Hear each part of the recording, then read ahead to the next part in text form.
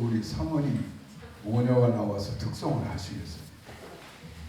시집가고 집도 이사하고 또 오늘 친구 생일이라고 이렇게 또 와서 하나님께 영광 돌리고 싶다고 합니다. 박수 한번 쳐주세요.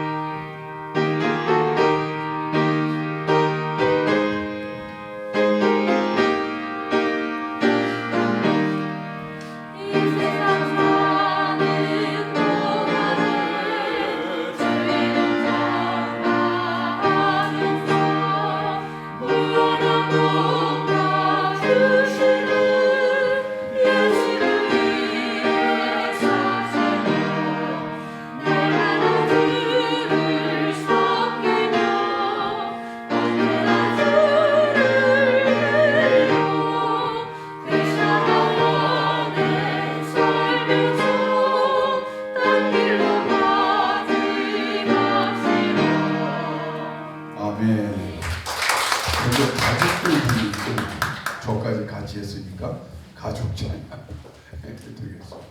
할렐루야. 오늘도 주님 은혜가 여러분과 충만히 함께 하시기를 기원합니다. 우리가 예수님을 믿고 이 신앙의 길을 지금 걸어가고 있는데 어떻습니까? 여러분들이 믿음의 길을 걸어가는 거, 이것이 그저 단순한 일반적인 종교와 똑같은 그런 의식을 가지고 교회를 다니고 있는가? 정말 이 교회를 다니고 예수님을 찾고 하나님의 은혜 안에서 내 인생에 큰 변화가 나는 정말 일어나고 있는 것인가? 하나님의 능력을 구체적으로 나는 지금 어떻게 체험하고 있는 것인가?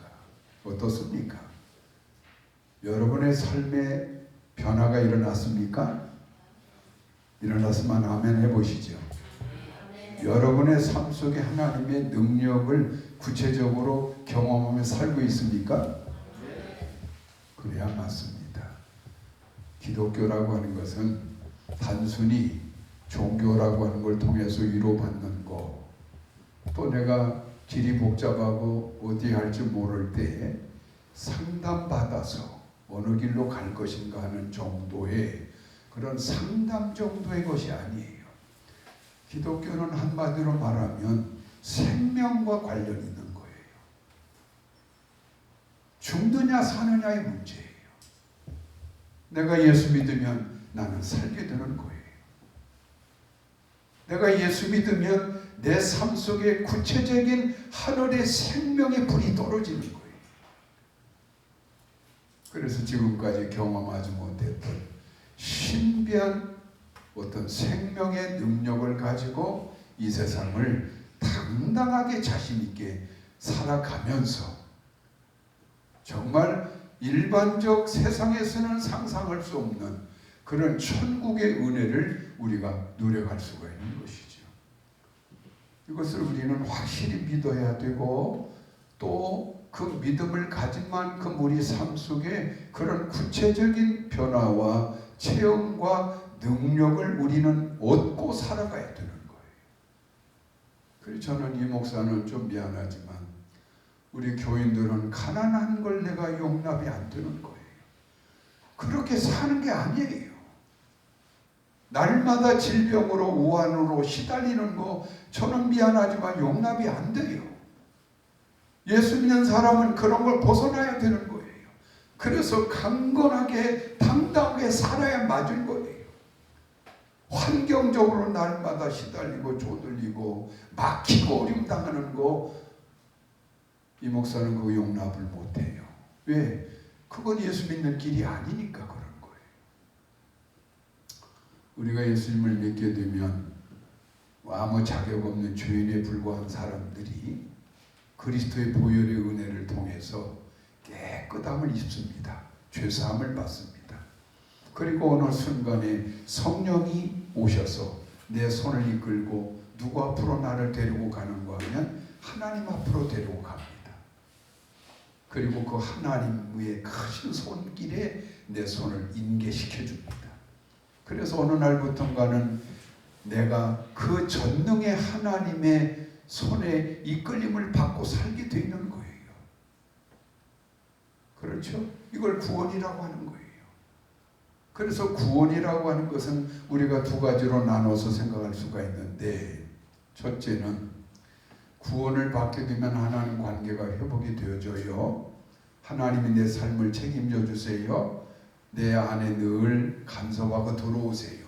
그러니까 과거에는 말할 수 없는 불안과 걱정과 근심과 염려와 고통과 질병과 시련과 낙담과 눈물과 슬픔과 온갖 좋지 못한 것들로 항상 쌓여서 살아가던 사람이었는데, 어느 순간부터인가 내 인생의 울타리가 딱 쳐지면서 그런 잡다한 나쁜 것들이 내 삶 속에 들어오질 못하더라 이 말이죠. 그러면서 신기할 정도로 내 안에 놀라운 평안이 주어지고 안정이 주어지고 은혜가 주어지고 형통이 주어지더라 이 말이죠. 그러니까 내 인생의 포도나무 밭이 누구와도 비교될 수 없는 복된 열매가 맺혀지는 그런 인생의 포도밭을 이루고 가게 되더라 이 말이죠. 그러니까 천국이 내 안에 이루어진 사람에게는 그런 환경적인 평안과 심령적 평안과 은혜를 누리면서 그렇게 살아가는 거예요. 그렇게 잘 살다가 마지막 날 두 번째, 이제 우리의 영혼이 영생을 얻게 되는 거예요. 영원히 죽음을 보지 않는 거예요. 예수가 오시기 전까지 구약시대의 사람들은 잘 들으셔야 됩니다. 특별히 하나님을 사랑하고 하나님의 인정을 받는 의로운 사람들은 그들의 육체는 죽어서 땅으로 흙으로 돌아갔을까는 모르지만 그들의 영혼은 하나님 나라로 들림을 받아서 지금도 영생 복락을 누리고 계실 거예요. 그래서 에녹이라고 하는 의로운 사람도 하나님 나라로 산채로 들림 받았고, 우리가 아는 엘리야 선지자도 불병과 불말과 함께 하늘로 들림을 받았고, 그렇죠? 모세도 하나님 나라에 계신 것을 우리가 변화산에서 예수님을 만나는 걸 보면서 알게 되었잖아요. 아, 모세도 하나님 나라에 계시구나. 베드로도 하나님 나라에 계시고, 모든 구약 성경에 나오는 인물들 중에 정말 진실한 의로운 사람들은 하나님 나라에 들어갔다 이 말이에요.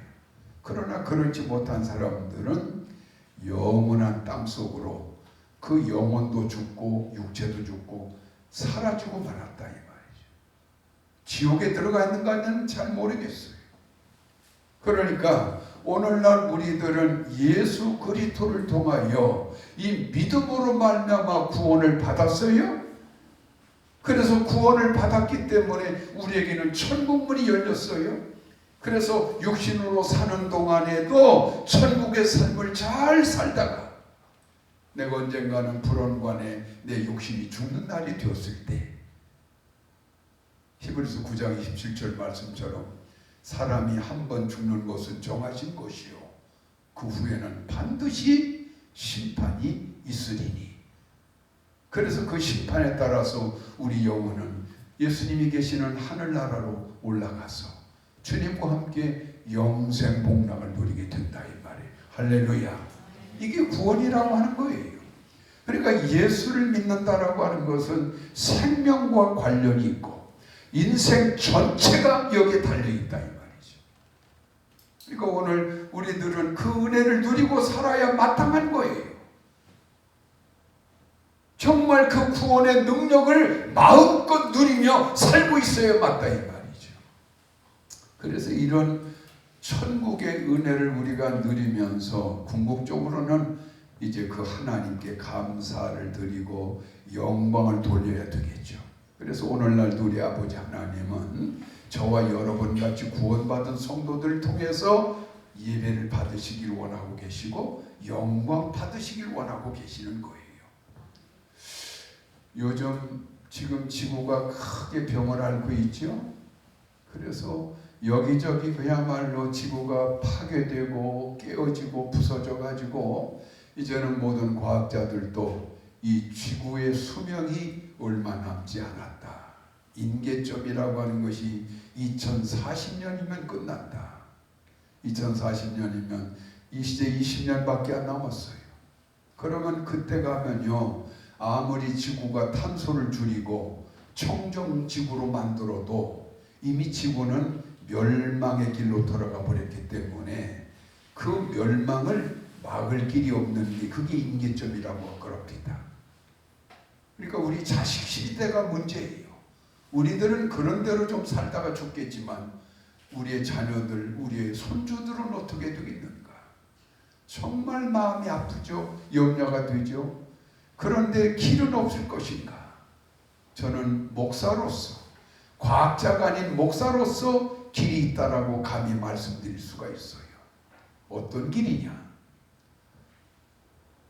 모든 사람들이 다 예수 앞으로 나와서 믿음으로 구원을 받고 천국의 은혜를 모든 백성들이 다 누리면서 그 감격 속에 하나님을 예배하고 하나님을 찬양하고 하나님께 영광을 돌리는 사람들로 이 세상이 가득 차게 된다면 하나님은 결국 이 세상을 치료해 주실 겁니다. 고쳐 주실 겁니다. 다시 원상 회복시켜 주실 겁니다. 왜?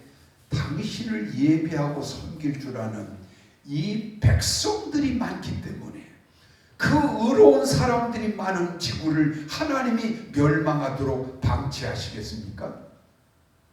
소돔 고모라 성이 멸망한 이유는 한 가지예요. 죄 때문에 멸망한 것이지만 또 하나 의인 10명이 없어서 멸망한 거예요.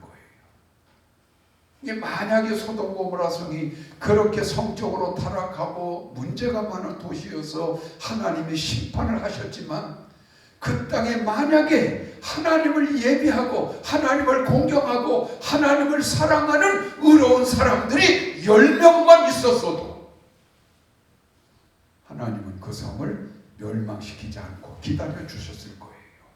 아브라함 때 그렇게 말씀했지 않아요? 내가 의인이 10명만 있어도 이 성을 멸망시키지 않겠노라. 그러니까 소돔 고모라 성의 멸망의 원인은 죄악 때문이지만 의인이 너무나 없어서 멸망한 것이다. 그렇다면 이 지구의 멸망이라고 하는 것도 우리 성도들이 어쨌든 간에 열심으로 예수를 사랑하고 우리 주님을 섬기면서 이웃들에게 복음을 전하고 복음을 전해서 많은 사람들이 나처럼 이 구원의 은혜 안에 하나님을 영화롭게 하는 의로운 사람들이 세상에 가득 차게 된다면 하나님은 그 당신의 백성들 때문에 이 파괴된 지구를 수리하기 시작할 거예요. 파괴된 지구를 고쳐주기 시작할 거예요. 왜? 내 사랑하는 자녀들 위하여. 할렐루야. 오늘 예수님께서는 천국이 가까웠으니 이 사실을 사람들에게 전해주어라. 그러면서 12 제자들에게 전도의 명령을 지금 내리셨어요. 그래서 오늘 이 지구의 멸망이라고 하는 이 정말 중차대한 상황 앞에서 오늘 내 자신 하나 겨우 믿음을 간당간당히 지켜가는 것으로 우리는 만족하고 주저앉아 있을 것이 아니라 내 영혼을 확실하게 일으켜 세워서 참 믿음 안에 능력 있는 성도의 길을 걸어갈 뿐만 아니라 나가서 어쨌든 예수님의 말씀처럼 복음을 전해서 다시금 유럽 지역에 닫힌 교회 문들이 열려지고 한국 땅에 수많은 주님을 떠났던 사람들이 다시 주님께 돌아오는 가운데 이 땅에 복음화가 이루어진다면 그들도 살고 우리도 살게 될 줄로 믿습니다. 그래서 우리 주님께서는 오늘 이 전도에 관해서 제자들에게 말씀을 하시는데 첫째 그 5절에 보니까 뭐라고 그랬어요? 5절 시작. 예수께서 그 12를 내어 보내시며 명하여 이르시되, 내어 보내시며 헬라 말로 액발레 하시며라는 뜻이에요. 액발레라고 하는 건 뭔가 하면 급하니까 어서 나가거라 밀어 제키는 걸 말하는 거예요.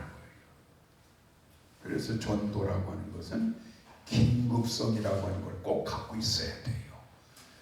여러분의 그 나이 드신 부모님을 그냥 놔두면 안 되는 거예요. 그분의 생명이 어느 순간에 꺼져갈 줄 모르는 거예요. 그렇게 기다려주진 않는 거예요. 긴급하게 복음을 전해야 돼요.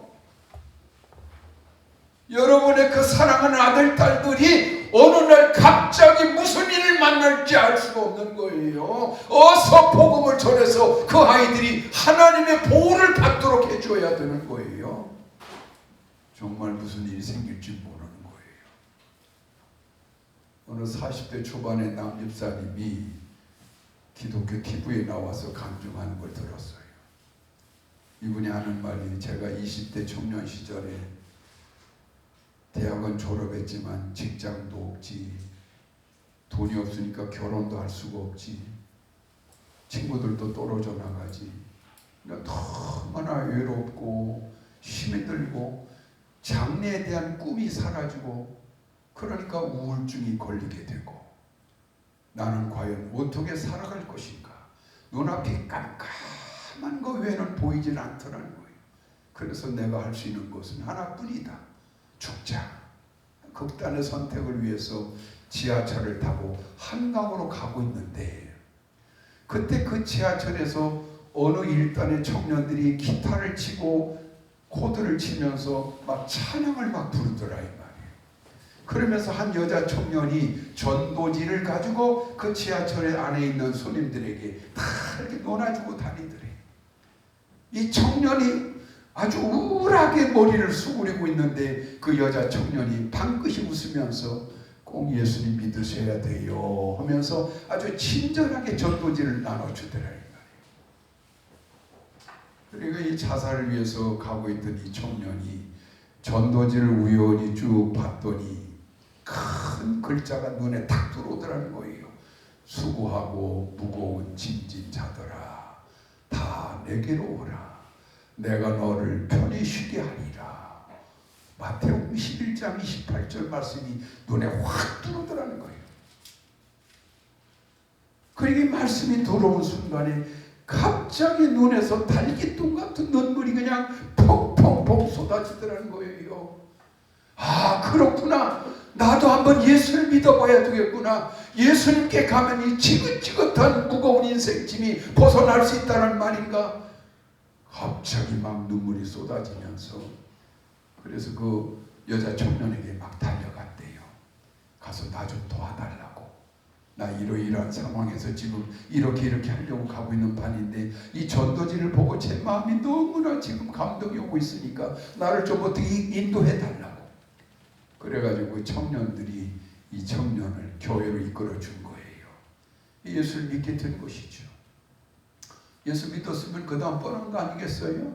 마음의 변화가 일어나고 자신감이 생기고 용기가 얻어져서 다시금 직장에 도전해가지고 직장에 들어갔고 건실한 직장인 되어가지고 장가를 가서 아이들을 셋이나 낳고 이제는 정말 교회의 집사까지 되어가지고 헌신적으로 하나님을 섬기는 이런 당당한 하나님의 자녀가 되어오노라고 그 남집사님이 환히 웃으면서 간청하더라고요.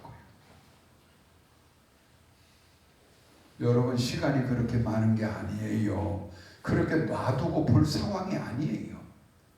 예수님은 언제나 액발레 하시는 거예요.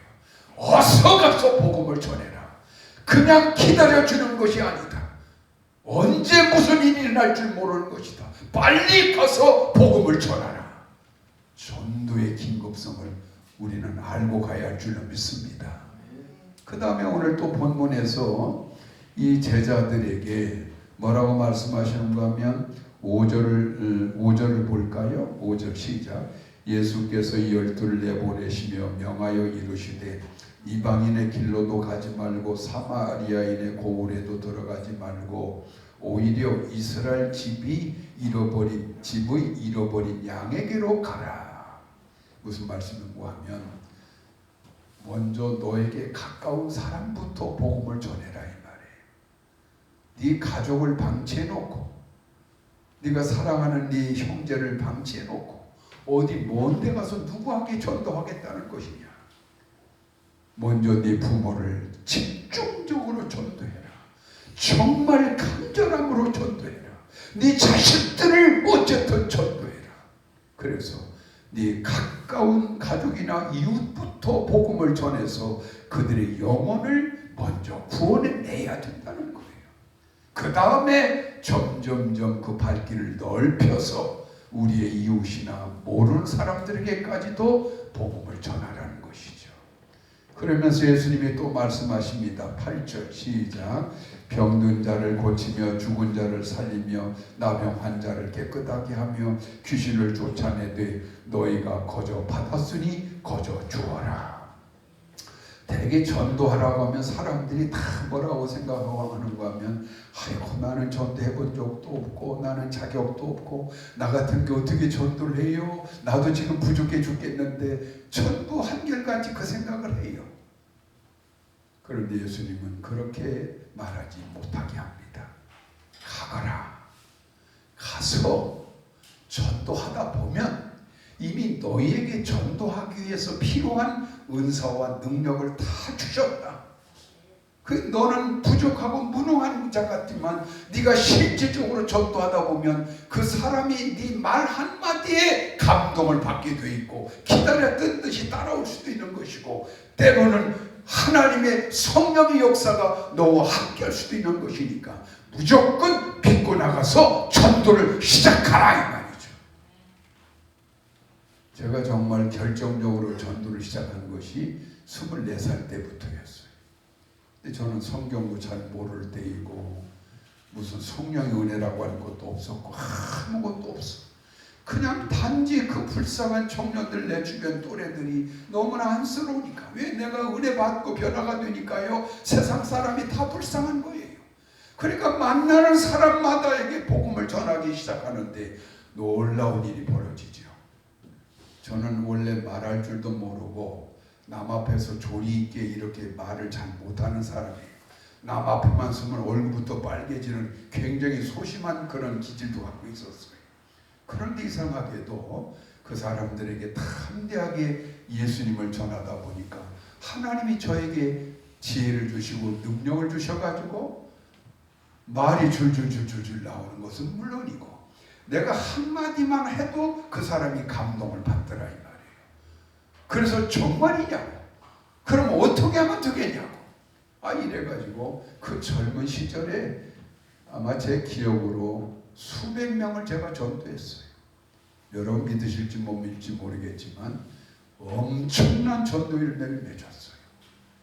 저에게 어떤 본질적인 능력이 있어서가 아니라 전도를 시작하니까 하나님이 저에게 그런 다양한 은사와 능력으로 채워주셨기 때문에 때로는 아무것도 아닌 놈이 누군가가 아프다고 좀 나 기도 좀 해달라고 해가지고 그 할머니 기도했는데 할머니가 나섰다고 또 연락이 오기도 하고 신비한 일들이 막 벌어지더라 이 말이죠. 우리가 전도를 안 해서 그렇지 여러분이 만약에 정말 적극적으로 전도를 시작한다면 하나님의 기적 같은 역사가 여러분에게서 나타날 줄로 믿습니다. 볼지어다 내가 하늘과 땅의 모든 권세를 받았으니 너희는 가서 모든 족속으로 제자를 삼아 아버지와 아들과 성령의 이름으로 내가 분부한 모든 것을 가르쳐 지키게 하라 전하라 이 말이죠. 성령이 너에게 임하시면 권능을 받고 예루살렘과 유다와 사마리아와 땅끝까지 이르러 내 복음의 주민들이 될지어다. 사도행전 8절 말씀이죠. 여러분 꼭 전도에 한번 들어가 보시길 바랍니다. 실천해 보세요. 정말 주님의 그 말씀이 이루어지는지 안 이루어지는지를 여러분 스스로 경험해 보시길 바랍니다. 그리고 또 하나 있어요. 그 11절 한번 읽어보겠습니다. 11절 시작. 어떤 성이나 마을에 돌아가든지 그 중에 합당한 자를 찾아내어 너희가 떠나기까지 거기서 머물라. 우리가 물론 단순간에 기다렸던 영혼들, 정말 낯을 기다리던 영혼들은 내 한마디에 예수를 믿겠다고 따라오는 사람들도 있어요. 그러나 대부분의 사람들은 불신앙적인 그 완광으로 무장되어 있기 때문에 우리의 그 말씀 하나다가 생명력이 있고 예리한 검보다도 날쌔서 그 심령을 쪼개기도 하지만 이게 하루아침에 되지 않는 경우가 많습니다. 그래서 예수님께서는 어느 마을에 가든지 어느 한 집을 정해서 그 집에 들어가라. 그래서 며칠 동안이고 머물면서 그 주인이 허락하는 동안에 그곳에 있으면서 사람들을 계속 반복적으로 만나고 또 만나고 또 만나서 계속 복음을 전해주어라. 뿌리를 뽑으라는 이야기죠. 여러분이 누군가를 전도 대상자를 내가 생각을 한 사람이 있다면 한번 슬쩍 예수 믿게 던져보고 끝내서 만약에 응하지 않으면 에이 모르겠다고 버릴 게 아니라 끊임없이 관심을 보이고 배려하고 나누고 먹을 걸 사주고 어쨌든 인내심을 가지고 끝까지 가라는 이야기죠. 이게 예수님께서 우리에게 말씀해 주시는 전도의 방향이에요. 자, 이렇게 해서 우리가 만에 하나라도 누가 한 영혼이라도 구원해내게 되면 우리처럼 그 사람도 구원받고 천국을 마음에 이루게 될 것이고 그 사람도 환경적 천국의 삶을 누릴 뿐만 아니라 나처럼 영원한 천국까지도 들어가게 될 줄로 믿습니다. 그것뿐만 아니라 더 중요한 것은 그 사람이 나로 인하여 예수를 믿게 되면 그 인생의 운명이 바뀌더라 이 말이죠. 운명까지 바꿔놓을 수가 있어. 우리가 잘 아는 무디 선생은 원래 고아로 살던, 그래서 길거리에서 남에게 구걸이나 하던 정말 어려운 처지에 있던 어린 소년이었어요. 어느 추운 겨울날 그가 참 길거리를 배회하고 있을 때 마침 구두방에서 구두를 수선하던 어느 교회 집사님 한 분이 그 불쌍한 소년을 보고 마음이 아파가지고 얘야 일리 들어와라. 그래서 난로를 쬐게 하고 먹을 걸 나눠줍니다. 그러면서 그 집사님이 이 소년에게 제안하기를 너 우리 집에서 여기서 살면서 나를 도와주면서 기술도 배우고 그러면 내가 너를 먹여주고 재워주고 할 테니까 나와 함께 할 수 있겠니? 그랬어요. 그러니까 이 소년이 오갈 데 없는데 이렇게 자기를 거둬주는 어른이 너무 고마워가지고 그리 하겠습니다 그랬어요. 그래서 그때부터 이 구덕방 집사님이 이 아이에게 먹을 걸 주고 잠자리를 제공하고 사랑으로 이 아이를 키우면서 교회를 데리고 가기 시작한 거예요. 그래서 이 어릴 때부터 이 아이가 신앙으로 훈련되다 보니까 19살 때 이 소년이 성령 체험을 하게 돼요. 그때부터 스스로 막 나가서 복음을 전하고 싶은 열정을 감당을 못해가지고 목사님이 그 주일학교 한 반을, 아이들도 없는 반을 맡겼대요. 네가 이 반을 네가 전도해가지고 한 반을 만들어 봐라. 그랬더니 이 소년이 1년 만에 300명의 아이들을 데려다가 가르치고 있더라 이 말이에요. 너무나 뛰어나니까 이 목사님이 이 소년을 신학교에 보냈어요. 신학생 되고 목사가 되게 만들었더니 그 유명한 무디 부흥 목사가 된 거예요. 그래서 이 무디 목사는 자기 평생에 미국과 유럽에 있는 많은 사람들을 전도하고 다녀가지고 180만 명이라고 하는 구체적인 명단이 있는 전도의 열매를 맺었다고 하잖아요. 한 사람을 주님 앞으로 이끌어냈더니 그 운명이 바뀌어버리더라 이 말이죠. 그래서 이렇게 믿음이라고 하는 게 중요하고 전도가 중요하기 때문에 하나님께서는 오늘날 저와 여러분에게 책임을 맡겨주셨어요. 복음 전도의 사명을 맡겨주셨어요. 그러니까 만에 하나 내가 그런 복음 전도를 통해서 열매를 맺는 것이 하나님의 뜻인 걸 알면서도 만에 하나 내가 복음을 전하지 않고 우리의 가족을 방치해버리고 이웃을 방치해버린다면 마지막 날에 주님께서 우리에게 그 핏값을 찾겠다라고 경고하셨어요. 에스겔서를 제가 읽겠습니다. 3장 17절 18절. 인자야 내가 너를 내 백성의 파수꾼으로 세웠으니 너는 가서 나를 대신하여 그들에게 내 말을 전하여 깨우치라. 그렇지 않으면 그들이 죄악종에 죽으려니와 나는 그 죄인의 핏값을 네게서 찾으리라. 만약에 여러분의 어머니 아버지에게 여러분이 전도하지 않아서 그분들이 믿지 않았다는 이유로 불신앙 가운데 죽어서 지옥불에 떨어지게 된다면 하나님은 자식된 여러분에게서 그 핏값을 하나님이 여러분에게 찾겠다는 거예요. 여러분의 자식들을 방치하고 여러분의 친구들을 방치하면 그들은 죄 가운데 죽을 것이지만 하나님은 반드시 그 핏값을 여러분에게서 찾겠다는 것이죠. 저는 요즘 참 안타까운 생각을 한 번씩 좀 종종 할 때가 있는데 그게 뭔가 하면 북한의 저 김정은이라는 사람이 그 중고등학교 시절에 스위스에 유학을 갔다 왔다고 그러잖아요. 그 상당 기간 그 스위스에 머물렀을 것이고 우리가 아는 것처럼 스위스는 기독교 국가예요. 철저한 개신교 국가예요. 100%가 다 기독교 신자들이에요. 그러면 그때 그 어린 소년 김정은이를 누군가가 사랑과 관심을 가지고 끊임없이 복음을 전해서 이 소년으로 하여금 예수 만나게 해서 그 인생을 바꿔놓아버렸더라면 오늘 북한은 어찌 되었을까? 저렇게 고통스러운 그런 나라가 지금도 되어 있을까? 전도하지 않은 스위스 기독교인들이 그게 죗값을 치러야 할 거예요. 여러분 잘 들으셔야 됩니다. 오늘 예수님께서는 12 제자를 세우자마자 복음 전도로 보냈습니다. 천국에 가까이 왔다. 어서 가서 복음을 전하라. 오늘 여러분의 부모님 앞에도 천국 문 앞이 다가와 있어요. 여러분과 저 자신도 언제 천국 문 앞에 갈지 모를 때예요. 우리의 사랑하는 아이들도 언제 무슨 일로 천국 문 앞에 갈지 알 수가 없어요. 이런 때 우리는 어떻게 해야 되겠는가?